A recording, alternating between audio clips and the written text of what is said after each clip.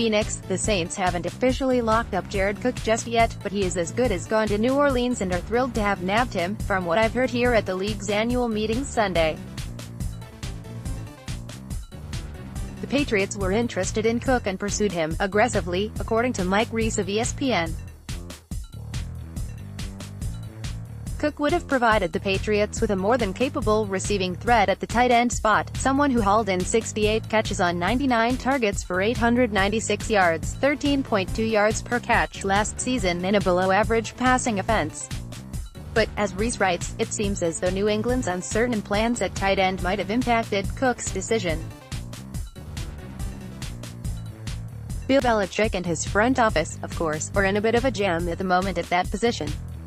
Rob Gronkowski said after the Super Bowl that he'd need a little time to determine whether or not he'd be back for 2019. From what his agent Drew Rosenhaus has said multiple times, though, he's still thinking, what can the Patriots do now? They signed Matt Lacosi earlier this offseason, but the options remaining in free agency are thin. More from Phil Perry, tweener, not a dirty word for the Patriots' Austin Seferian-Jenkins, 26, the 6'5", 262-pounder is an imposing physical presence and someone who has shown in the past that he can be a dual-threat type of player.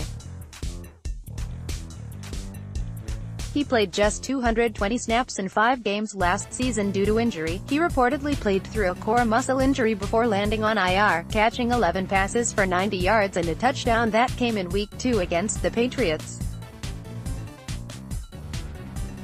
In 4 career games against the Patriots, the former Jet has 13 catches for 95 yards and 2 touchdowns. A.J. Derby, 27, the former Patriot, who was traded to the Broncos during the 2016 season, caught just 3 passes in 4 games for the Dolphins last year. Move, tight end option coming off a foot injury. Jacob Hollister, who dealt with a hamstring issue much of last season, is probably the better option for that type of role at this point and already on the roster. Eric Swoop, 26, Swoop was a headache for the Patriots last season when the Colts visited Gillette Stadium.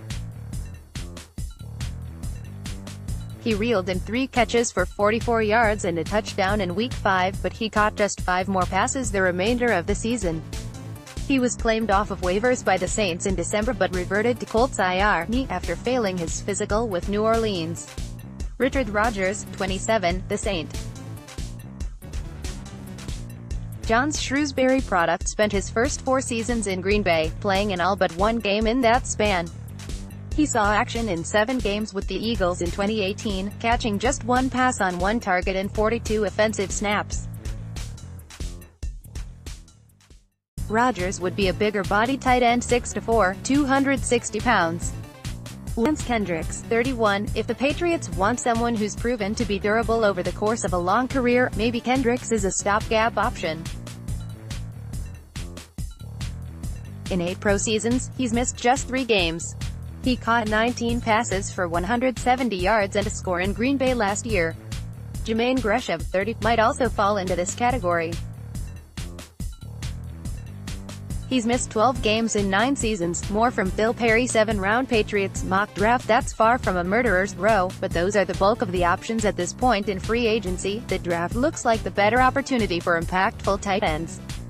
Evaluators describe this year's class as a strong one at that spot, with 2 Iowa players, T.J. Hawkinson and Noah Fant, right at the top of the list. Alabama's Irv Smith, who we mocked to the Patriots in our most recent 7-round draft, should be available to Belichick at no. 32. Enticing talents likely available later in the draft include San Diego State's Kahale Warring, San Jose State's Josh Oliver, LSU's Foster Moreau, UCLA's Caleb Wilson and West Virginia's Trevon Wesco. Click here to download the new My Teams app by NBC Sports. Receive comprehensive coverage of your teams and stream the Celtics easily on your device.